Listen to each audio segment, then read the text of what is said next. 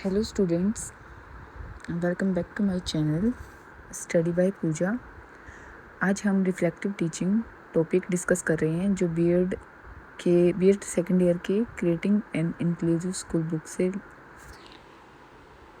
Related है।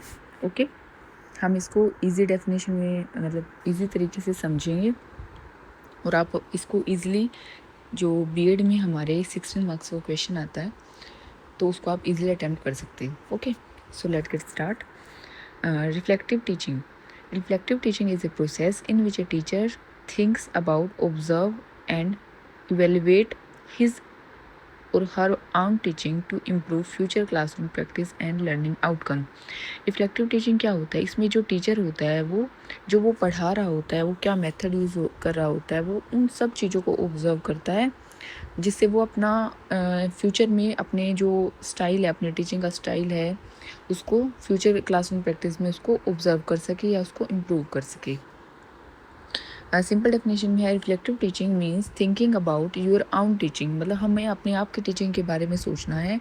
Findings उसमें मतलब क्या गलतियां हैं, हमें उसमें क्या इम्प्रूवमेंट करना है। Strength and weakness and making improvement for better student learning, मतलब बच्चा है जो उसको अच्छे तरीके से कैसे समझ सकता है, उसमें हम क्या ऐड करें या क्या उसको रिमूव करें जिससे हमारी जो टीचिंग है वो बहुत अच्छे से प्रोसेस हो सकती है। ओके, कंसेप्ट क्या है? It's the process of self evaluation, teacher observe and analyse there teaching. ये एक प्रोसेस है सेल्फ इवेल्युएशन का जिसमें जो टीचर है ऑब्जर्व करता है और एनालाइज करता है अपने खुद की टीचिंग को ही। It help identify strength and weakness, ये हेल्प करता है आइडेंटिफाई करने में स्ट्रेंथ और वीकनेस को। टीचर इंप्रूव करता है teaching method based on experience के ऊपर। ये एक कंटिन्यूस प्रोसेस है लर्निंग एंड इम्प्रूवमेंट का। इट सपोर्ट प्रोफेशनल डेवलपमेंट, ये प्रोफेशनल डेवलपमेंट को सपोर्ट करता है। नीड एंड इम्पोर्टेंस क्या है इसकी? इम्प्रूव करता है टीचिंग क्वालिटी को, इम्प्रूव करेगा, एनहांस करेगा स्टूडेंट लर्निंग आउटकम्स को। थर्ड है हेल्प करेगा टीचर्स को अंडरस्टैंड करने में स्टूडेंट्स की नीड क्या है। फोर्थ है एनकरेज करेगा सेल्फ एनालिसिस को एंड सेल्फ इम्प्रूवमेंट को। फिफ्थ है बिल्ड करेगा कॉन्फिडेंस एंड प्रोफेशनल ग्रोथ, मतलब अपने आप में अपना कॉन्फिडेंस और अपनी प्रोफेशनल ग्रोथ है उसको बढ़ाएगा। हेल्प करेगा सोल्व क्लासरूम की प्रॉब्लम्स को सोल्व करने में हेल्प करेगा। प्रमोट करेगा इफेक्टिव क्लासरूम मैनेजमेंट को। इम्प्रूव करेगा टीचिंग स्ट्रेटजीज एंड कम्युनिकेशन को। सपोर्ट करेगा इंक्लूसिव एजुकेशन को। इंक्रीज करेगा अकाउंटेबिलिटी एंड टीचिंग इफेक्टिवनेस को। ओके,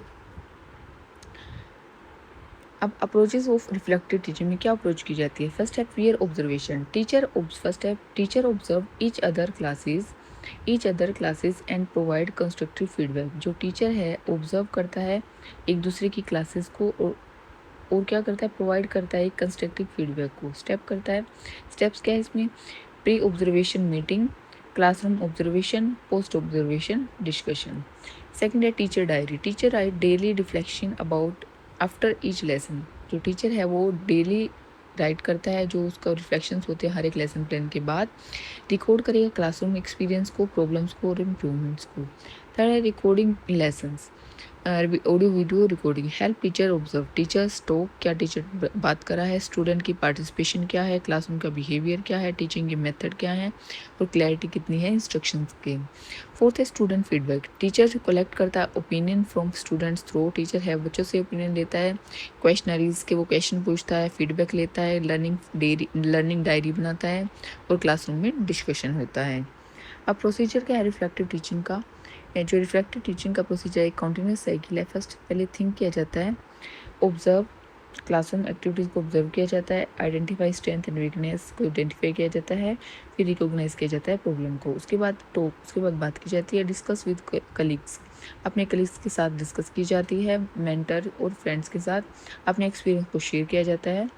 थर्ड है डिस्कशन एनालाइज क्लासरूम सिचुएशन को एनालाइज किया जाता है, एक्सचेंज सजेशन फॉर इम्प्रूवमेंट के लिए सजेशन दिए जाते हैं। उसके बाद आता है फोर्थ रीड में क्या है? बुक्स को रीड किया जाता है, जर्नल्स को रीड किया जाता है और रिसर्च आर्टिकल्स को रीड किया जाता है। न्यू टीचिंग स्ट्रेटजीज वहाँ से अपनाई जाती हैं। फिर आता है आस्क एक्सपर्ट्स एंड और एक्सपीरियंस टीचर से पूछा जाता है या उनसे कुछ सलाह ली जाती है। वर्कशॉप अटेंड करते हैं एंड ट्रेनिंग प्रोग्राम्स को अटेंड किया जाता है।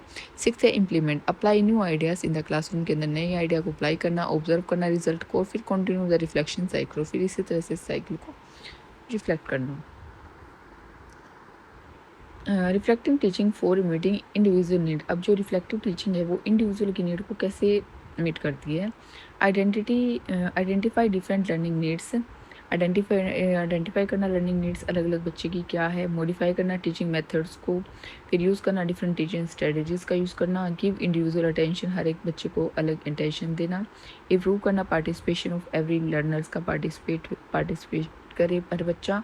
सपोर्ट करे इंक्लूसिव एजुकेशन को। हेल्प करे स्लो एंड एडवांस लर्नर्स को अकॉर्डिंग टू देयर नीड्स। आगे एडवांटेजेस क्या हैं। ये इम्प्रूव करता है टीचिंग स्किल्स को। बेटर क्लासरूम होता है, मैनेजमेंट होता है। एनकरेज करता है लाइफ लॉन्ग लर्निंग को। बिल्ड करता है टीचर्स के कॉन्फिडेंस को। इम्प्रूव करता है स्टूडेंट अचीवमेंट्स को। प्रमोट करता है इंक्लूसिव एजुकेशन को। डेवलप करता है प्रॉब्लम सॉल्विंग एबिलिटीज़ को। लिमिटेशन क्या है। ये टाइम कंज्यूमिंग होता है, इसमें पेशेंस और होनेस्टी ज़्यादा चाहिए हमें। Continuous record keeping it difficult हो जाता है। कॉन्टीन्यूस एक रिकॉर्ड को कीप करना रखना मतलब नीड रेगुलर प्रैक्टिस को ज़रूरत होती है। और सम टीचर्स में रेसिस्ट सेल्फ एवेल्यूशन, और कुछ टीचर ही सेल्फ एवेल्यूशन करते हैं, बाकी कोई नहीं करता। कंक्लूजन में क्या आएगा। रिफ्लेक्टिव टीचिंग एक कंटिन्यूस प्रोसेस है सेल्फ एवेल्यूशन का एंड इम्प्रूवमेंट का। ये हेल्प करता है टीचर्स को कि वो अपने टीचिंग मेथड को इम्प्रूव करे इंडिविजुअल नीड्स के according and provide quality education provide करे। या प्रमोट करता है प्रोफेशनल ग्रोथ को एंड क्रिएट करता है एक इफेक्टिव इंक्लूसिव क्लासरूम। ओके, तो ये था हमारा रिफ्लेक्टिव टीचिंग का एक टॉपिक।